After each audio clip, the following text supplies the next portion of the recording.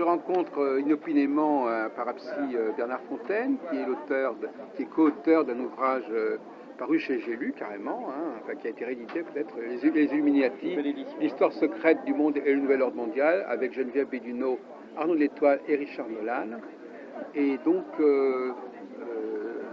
justement, c'est un ouvrage qui est un petit peu influencé peut-être par le Da Vinci Code, je suppose. Non, c'est plutôt influencé par cette, entre guillemets, cette mode pour la conspiration et la notion d'Illuminati, oui, qui est omniprésente aujourd'hui dans notre société.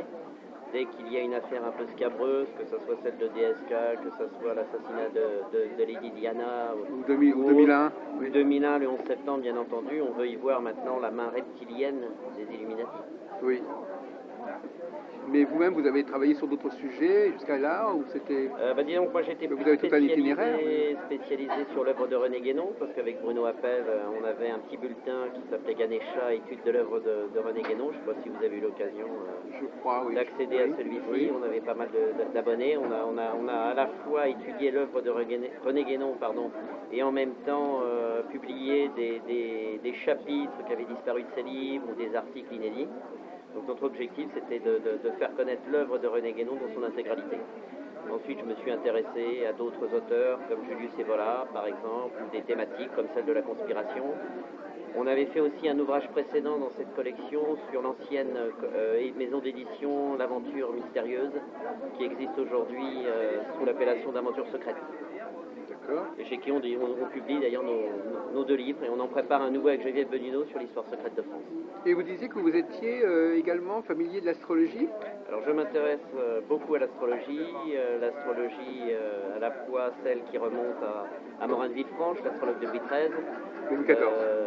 Alors c'était l'astrologue de Louis XIII, et en fait il n'a fait que le thème à la naissance de Louis XIV, et à partir de ce moment-là, l'astrologie a été écartée. Non, vous avez raison, c'était plutôt Louis XIII. Voilà, tout à fait. Et puis, bien sûr, plus récemment, celle de Hadès, qui reprend plus ou moins celle de Morin de Villefranche. Oui. Je m'intéresse aussi au pendule, je pratique le pendule, le tarot. En fait, je pratique auprès d'amis à qui je rends à la fois des services, mais sans jamais faire payer. C'est à la fois une pratique et puis des expériences que je fais. Mais alors, quelle est l'astrologie que vous pratiquez aujourd'hui? Alors finalement, c'est pas celle de Morin de Villefranche. C'est Hadès, en fait, c'est celle d'Hadès. Avec donc les nouvelles planètes, etc. Voilà, tout à fait. Celle de Morin de Villefranche, effectivement, ne pouvait pas prendre en compte, par exemple, Pluton. Mais, ni même Uranus. Ni même Uranus. Mais effectivement, c'est Morin de Villefranche modernisé. Hadès, en fait, a modernisé Morin de Villefranche. Et donc, vous pensez que l'astrologie peut être moderne? Quelle est votre idée de l'astrologie? Pas moderne. Le terme moderne est peut-être un peu galvaudé. Pour moi, l'astrologie reste traditionnelle. Je ne crois pas du tout à l'astrologie karmique ou à l'astrologie psychologique ou liée au développement personnel. J'ai moi-même un astrologue hindou chez qui je consulte une fois par an, qui est aussi médecin, brahman. Pour moi, c'est une astrologie d'abord et avant tout divinatoire. Parce que pour divinatoire, ça veut dire qu'elle peut dire des choses très précises? C'est une horloge suisse, en fait. C'est-à-dire que je connais la date de ma mort, je sais les maladies que je risque de traverser. Donc oui, elle est très précise.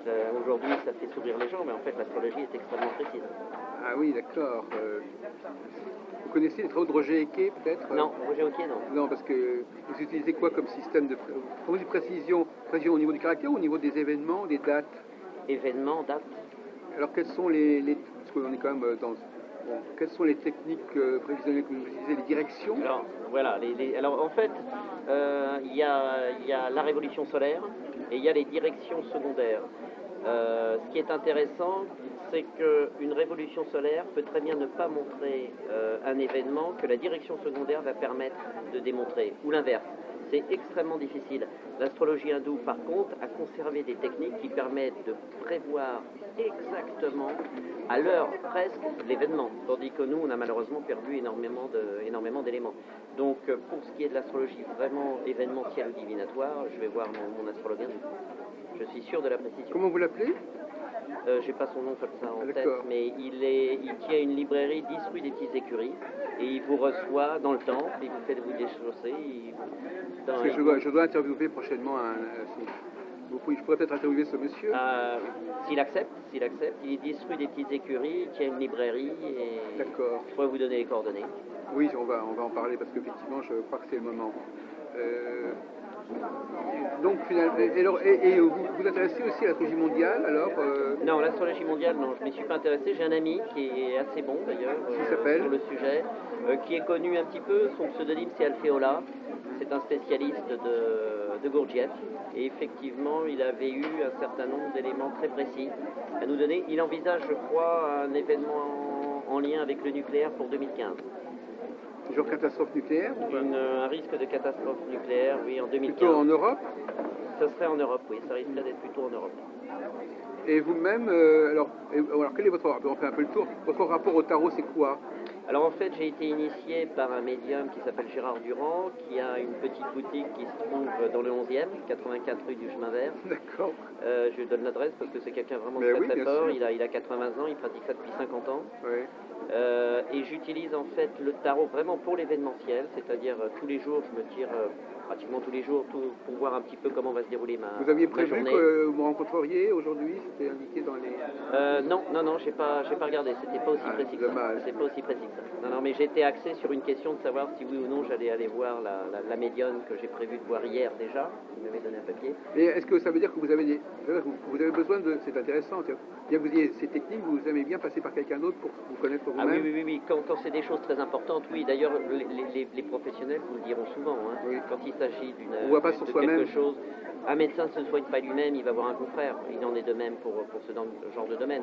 Le tarot, je vais l'utiliser vraiment quand je rencontre une personne, voir un peu quel va être le type de relation que je vais avoir avec cet individu. Et sinon, tous les jours, pour voir à peu près ma journée. Et vous n'êtes pas tenté par le Yiking, par exemple? On ne peut pas tout pratiquer. On ne peut pas tout pratiquer. La géomancie, c'est pas possible. Là, j'ai pris contact avec un spécialiste du Feng Shui qui fait l'astrologie chinoise ici, là, qui me paraît très sérieux. C'est Luc Torralba. Tout à fait, et je vais pouvoir établir mon thème astrologique chinois. Oui, bien sûr.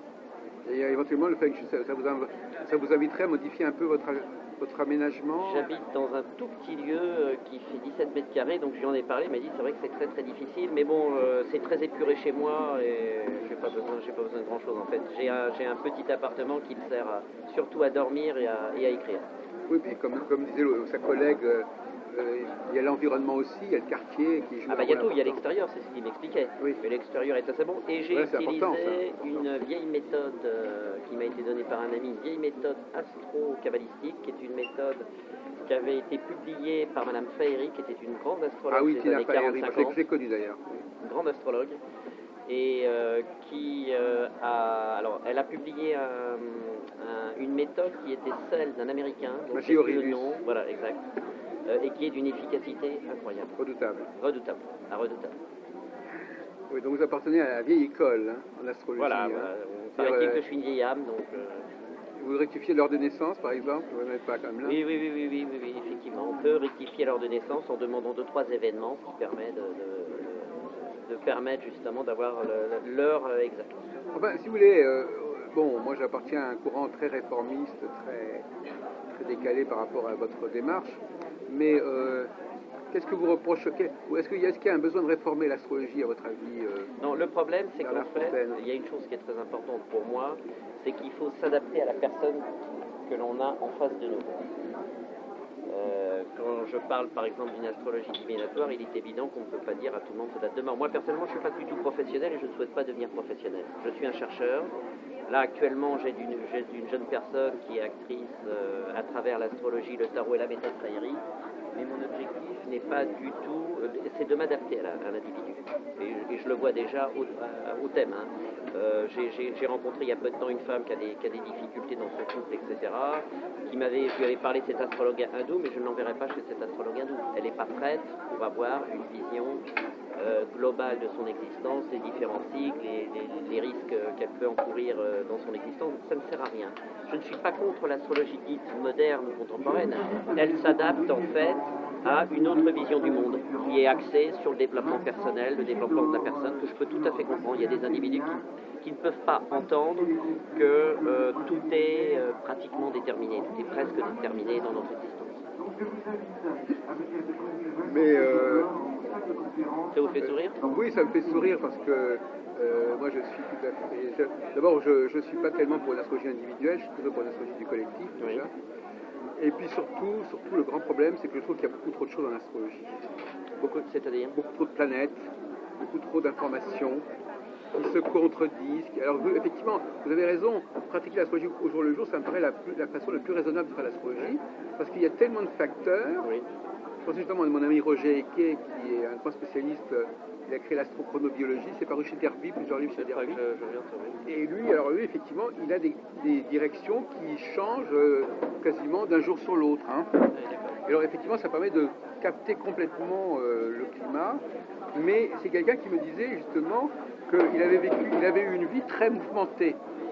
Vous savez, quand on est SDF ou quand on est vraiment précaire, on se demande qu'est-ce qui va m'arriver aujourd'hui, et une journée c'est long. Une journée c'est toute une vie, et il peut se passer des tas de choses dans une journée, etc. Bon.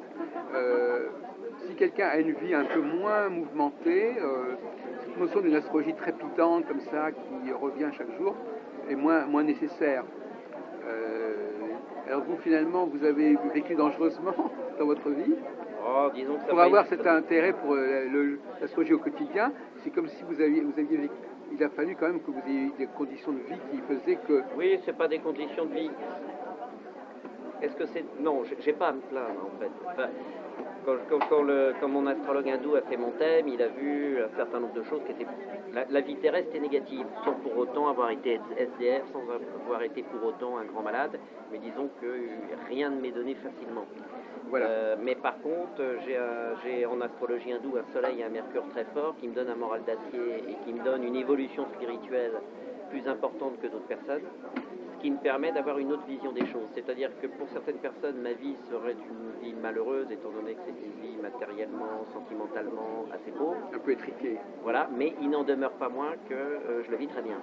Mais alors qu'est-ce que vous attendez justement, alors, parce que vous êtes à la fois concepteur mais aussi utilisateur, qu'est-ce que ça vous apporte de savoir ce qui va se passer dans la journée et qui pourrait être complètement différent de la journée suivante? Je voudrais que c'est un peu ce que se passe avec les gens qui lisent leur horoscope quotidien. Voilà, tout à fait, c'est ça. La seule chose, c'est que je suis un expérimentateur, donc je vérifie toujours, continuellement. Donc ce sont des toutes petites choses qui peuvent se produire. Des toutes petites Donnez-moi choses. un exemple. Non, mais je vais vous donner un exemple très simple. J'étais tombé, donc j'avais fait mon tirage, et j'avais vu donc que je travaille donc dans le public, hein, puisque je suis libraire. Vous avez une librairie aussi, c'est où je travaille à la Fnac Forum et je m'occupe du rayon ésotérisme sciences occultes. Voilà, au rayon... mais à la Fnac Forum. Ah, d'accord. À la Fnac Forum. J'irai vous voir. Vous êtes peut-être déjà croisé là-bas. Voilà, tout à fait. J'avais vu par exemple que je risquais une esclandre avec une personne d'origine étrangère. Et j'ai eu effectivement cette esclandre au travail. La seule chose, c'est que, ayant été prévenu, oui, j'ai pris du recul. Ouais. J'ai laissé la personne s'énerver. Ouais, c'est vrai. Et j'ai neutralisé. C'est vrai. C'est-à-dire que cette esclandre, en fait, j'ai réussi à la neutraliser. Ça n'a pas conduit à cette catastrophe que j'avais vue où j'étais de toute façon perdant. Sachant que j'étais perdant, j'ai préféré prendre du recul, laisser l'incident passer, et puis la personne est partie. C'est du bon usage, ça. C'est bon usage. En fait, c'est l'objectif. C'est-à-dire, si vous voyez que vous risquez un accident de voiture... C'est comme si vous l'aviez déjà vécu préalablement. Vous êtes vacciné un peu. C'est ça. C'est un peu ça. C'est-à-dire qu'en fait, vous êtes en haut d'un immeuble, et puis vous voyez un événement que d'autres ne peuvent pas voir. Je ne crois pas que c'est une question de pouvoir. C'est tout simplement qu'on ne se trouve pas au même niveau qu'une autre personne. Alors justement, à ce sujet-là, vous savez que les astrologues ne raisonnent pas comme les voyants, que pour les astrologues, on est avec des causes qui doivent provoquer des effets, et pour les voyants, c'est comme si déjà, ils avaient connaissance des effets qui se seraient comme déjà produits en quelque sorte. Alors, j'ai jamais rencontré de grands voyants. Je vais voir là tout à l'heure si la personne. Oui. Si la personne. C'est d'ailleurs intéressant de vous interroger après la consultation. Oui, j'accepterai tout à fait. Parce que si vous voulez, j'ai remarqué très souvent, j'avais déjà consulté par exemple une voyante qui voyait des éléments différents et qui en fait, inconsciemment, m'a raconté toute la journée. J'avais été en contact avec un petit groupe un peu spécial. Elle m'avait dit que c'était des individus qui préparaient quelque chose, dont les résultats allaient avoir lieu un peu plus tard. Elle avait vu qu'effectivement j'allais être dans les livres, mais c'était il y a 10 ans, et que je publierais des livres. Ah oui, elle a bien il y a 10 ans, elle a bien vu, mais ça s'est pas fait tout de suite. Que j'étais effectivement en contact avec une femme qui avait un enfant habitant au bord de l'eau, mais il ne s'est rien passé pour autant. Et en fait, toute cette concentration de gens, je l'avais eue dans la journée. Oui. Donc en fait, ce sont des personnes qui perçoivent pour moi le présent. Ouais. La question après, c'est la façon dont ça va se faire. On peut penser qu'il voit l'avenir. J'ai du mal à penser qu'à travers la voyance, on puisse vraiment voir l'avenir. L'astrologie, oui. Une certaine forme de numérologie, ça c'est autre chose parce qu'on est dans l'énergie et la méthode Fairy est exceptionnelle. Les tarots, c'est pareil, on capte des énergies, mais comme vous avez pu le constater me concernant avec cette cliente que j'ai eue, j'ai réussi, entre guillemets, à neutraliser l'incident. Oui, mais alors justement, l'astrologie, quand on pense à l'astrologie, on pense qu'il y a on ne connaît pas exactement l'effet final en astrologie. On voit des phénomènes se produire, des courants, des tendances, et puis il y a d'autres facteurs qui peuvent intervenir. Tout à fait, mais les astrologues disent eux-mêmes qu'il y a des facteurs qui peuvent jouer, qui se rajoutent, qui se greffent sur la... Ou alors qu'on n'est pas capable de lire, c'est toujours pareil. Oui, alors justement, oui, voilà. Mais vous un pensez... astrologue hindou est capable de lire d'une façon très précise. C'est ça. C'est assez quand même... Moi je sais que par exemple entre 2017 et 2020, il n'a pas voulu le préciser, mais je risque un accident assez grave. Un accident nucléaire peut-être. Peut-être, oui, peut-être que je vais avec d'autres personnes, je vais sauter sur une bombe ou une mine nucléaire. Je sais par exemple que je me prépare une petite maladie à l'estomac, donc il va me donner en nutrition ce qu'il faut pour éviter la K7R. Voilà, et puis que je décéderai entre 85 ans et 86 ans. C'est-à-dire dans j'ai 47 ans, donc j'ai encore un peu de temps. Non, j'ai encore un peu de temps. Encore 38 ans, ça va. Oui, ça va. Encore un peu de temps, j'ai encore de quoi expérimenter toutes ces sciences étranges et secrètes. Donc oui, je disais que on a l'impression véritablement que pour vous, idéalement et potentiellement, l'astrologie, si elle est bien pratiquée, elle se suffit à elle-même en fait. Oui, elle pourrait se suffire elle-même. D'ailleurs, elle est utilisée telle qu'elle en Inde. Quand quelqu'un veut se marier, ils utilisent. Oui, mais enfin, quand le mariage, c'est bien gentil, parce que le mariage, on peut toujours dire aux gens qui vont se marier, en Inde, c'est un peu ce qu'on appelle le self-fulfilling prophecy, c'est-à-dire qu'effectivement, ils interviennent et puis ça se fait parce que tout simplement on les écoute. Non, mais on peut considérer ça comme tel. Maintenant, il y a quand même des éléments probants. Quand vous avez une personne qui vous dit qu'elle a des difficultés avec son mari, que vous faites une synastrie, c'est-à-dire une comparaison entre les deux thèmes, que vous voyez effectivement qu'il y a rupture à telle période ou risque de rupture, parce que la question aussi, elle est là, c'est-à-dire est-ce que ce carré que vous allez avoir dans le thème en lien avec le contrat, la maison 5, etc., est-ce que ça va véritablement donner lieu à une rupture ou est-ce que vous pouvez, comme je l'ai fait avec les cartes, permettre de faire un travail intérieur et de faire évoluer votre couple? C'est la grande question en fin de compte. Parce qu'effectivement, si vous dites qu'il y a un carré, vous allez vous séparer de votre mari, il va y avoir séparation. Moi, je préfère présenter les choses autrement. Il y a un risque de séparation. Maintenant, qu'est-ce qui ferait que votre couple ne fonctionne pas? Est-ce que vous n'avez pas la possibilité de travailler vous deux pour essayer de retrouver cette possibilité? Oui, parce qu'en fin de compte, ce qui vient à l'esprit, c'est qu'en fin de compte, une prévision peut en chasser une autre. Exactement. Vous annoncez un truc, oui, mais peut-être que le lendemain, ce qui a été annoncé, ce qui s'est fait, va être défait par le lendemain. En matière de planète, c'est plus compliqué que ça quand même. Non, mais enfin, il y a quand même, ben si, justement, en matière de planète, il y a des configurations nouvelles qui vont se présenter. Ah ben, bien sûr. Et qui vont changer le climat et qui donc...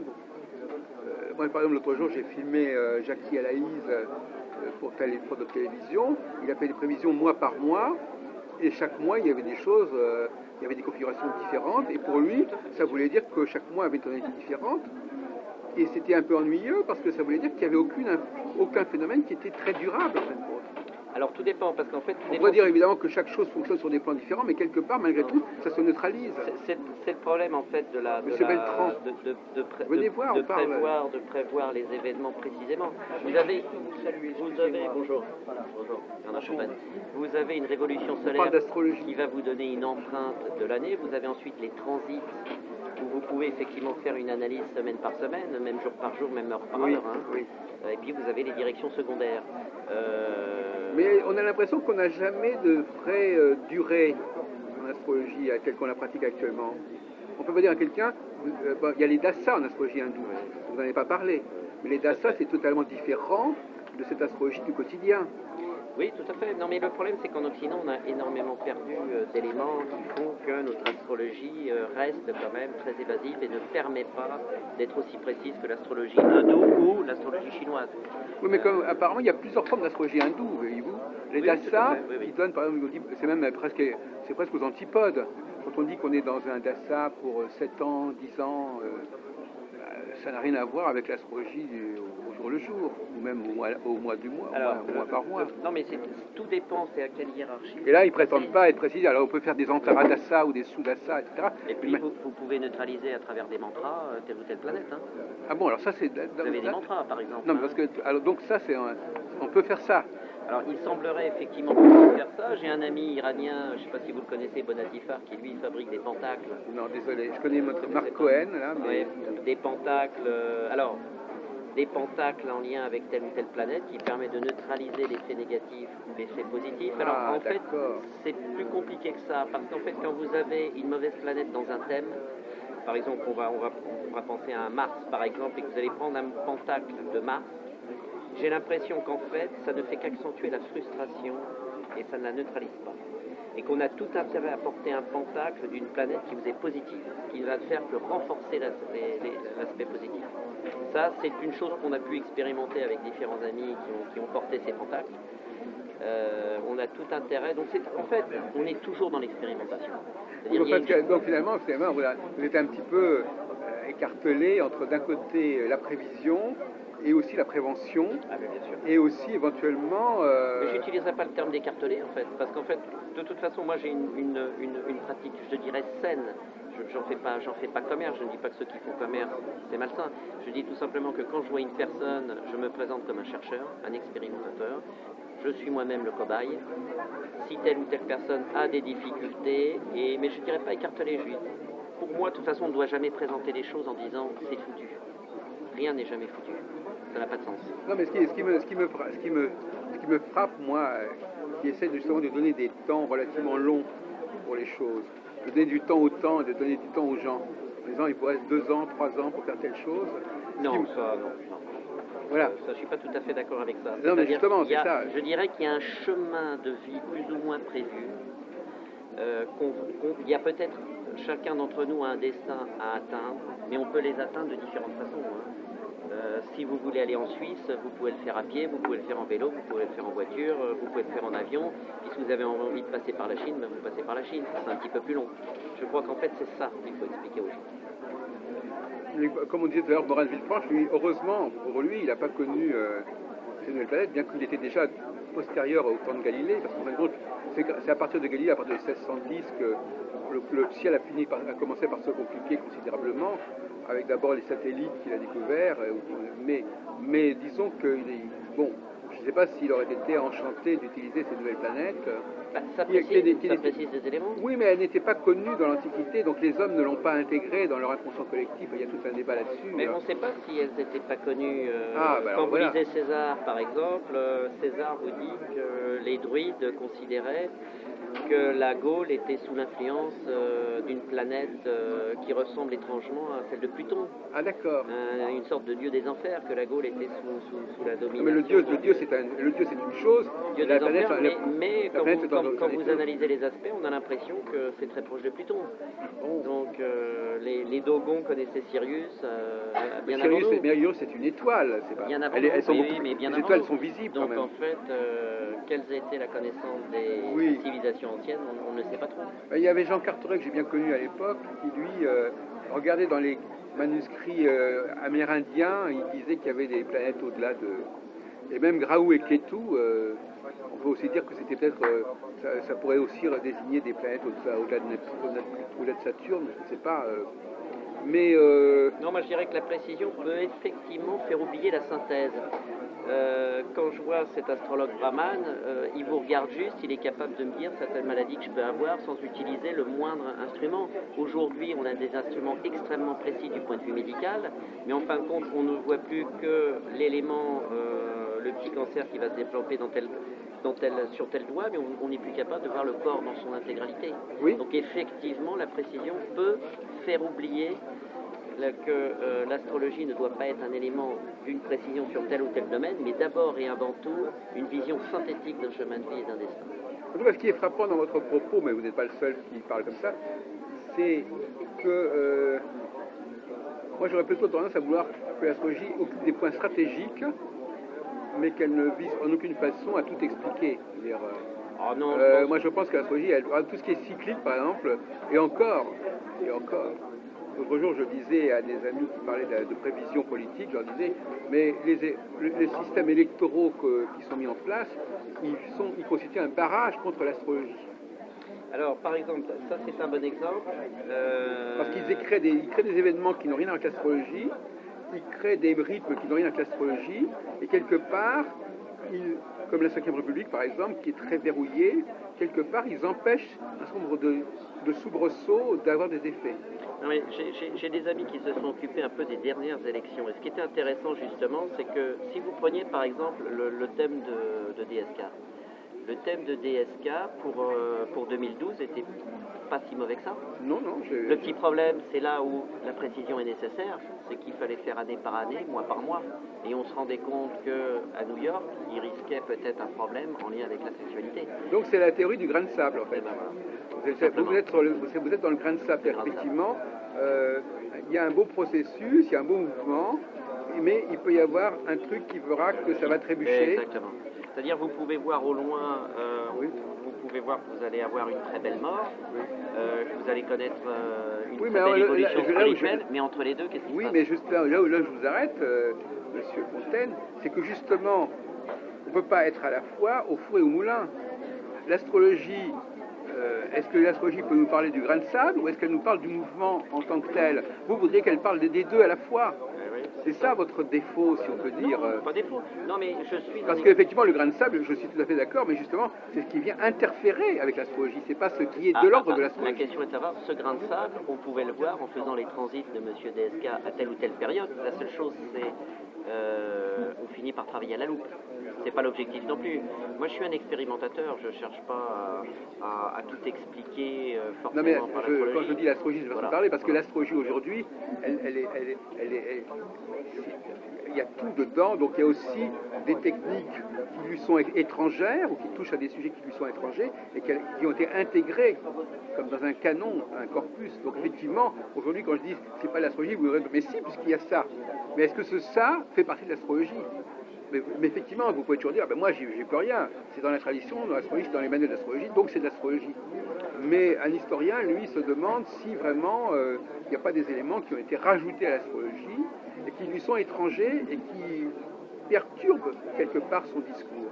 Et justement, tout ce qui est de l'ordre de la précision, on peut très bien imaginer des praticiens qui ont élaboré des techniques pour compléter l'astrologie et qui se sont finalement amalgamés à l'astrologie.